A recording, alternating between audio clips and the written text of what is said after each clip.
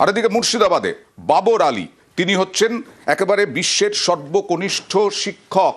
তিনি অপ্রচলিত শিক্ষা চালু করেছিলেন মুর্শিদাবাদে এবং সেইখানেই তিনি এগিয়ে এসেছিলেন। মাত্র 9 বছর বয়সে তার এই জার্নি শুরু হয়। সেই বাবর আলীর 1993 জন্ম। তিনি যোগ দিলেন তৃণমূলে। বিশ্বের সর্বকনিষ্ঠ 2009 সালে 16 বছর বয়সে স্কুল খোলেন। বিনামূল্যে স্কুলে পড়াশোনা করাতেন।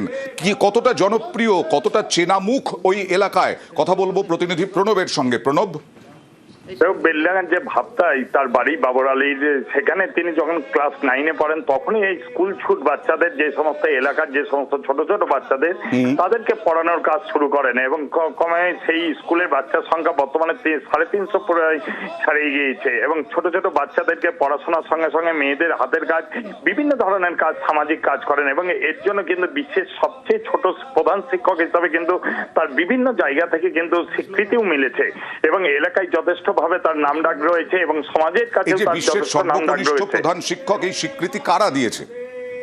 দেখো, বিবিসি থেকে শুরু করে বিভিন্ন ধরনের অর্গানাইজেশন যে সমস্ত রয়েছে, সামাজিক যে সমস্ত অর্গানাইজেশন রয়েছে, তারা কিন্তু তাকে দিয়েছে, একাধিক পুরস্কার দিয়েছে বিভিন্ন জায়গা থেকে, মহারাষ্ট্র থেকে আরম্ভ করে তারপরে বিভিন্ন দেশ থেকে সে পেয়েছে এই ধরনের স্বীকৃতি। তারপরে কিন্তু আজকে দেখা গেল বহরমপুর যে পার্টি অফিস রয়েছে, নেয়ামত শেখ এবং বিধায়ক সৌমিক হোসেনের হাত ধরে তিনি তৃণমূলে যোগদান করেন এবং তার দাবি যে পরিমাণ উন্নয়ন হচ্ছে রাজ্যে, সেই কারণে আরো উন্নয়ন করার জন্যই কিন্তু তার এই দলে যোগদান করা এবং সক্রিয় রাজনীতিতে নামা। এবং মনে করছে রাজনৈতিক মহলে আর কিছুক্ষণ পরেই যে দল ঘোষণা, প্রার্থী ঘোষণা হবে, সেখান থেকে তিনি মুর্শিদাবাদের যে কোনো একটি জায়গা থেকে তিনি ভোটে প্রতিদ্বন্দ্বিতা করবেন। ওকে,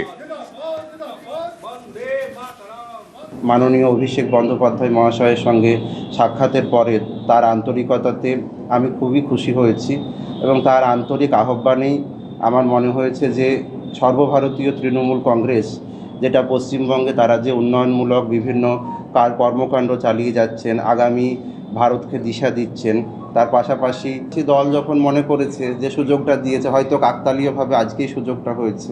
আর টিকিটের বিষয়টা তো হলো দলের হাইকমান্ডের সিদ্ধান্ত, তারা সে বিষয়ে সিদ্ধান্ত। বাবর আলীর মতন একটা স্বচ্ছ ভাবমূর্তি মানুষ, ছেলে অল্প বয়সী 32 বছরের একটা ছেলে, সে আমাদের দলে আসছে। একদিকে এসআর, অপরদিকে যে কেন্দ্রের প্রত্যেকটা বিষয়ে যে আমাদের রাজ্যের প্রতি যে বঞ্চনা, যারা রাজ্যের ভালো চায়, আমাদের জেলার ভালো চায়, তারা কিন্তু আজকে এগিয়ে আসছে।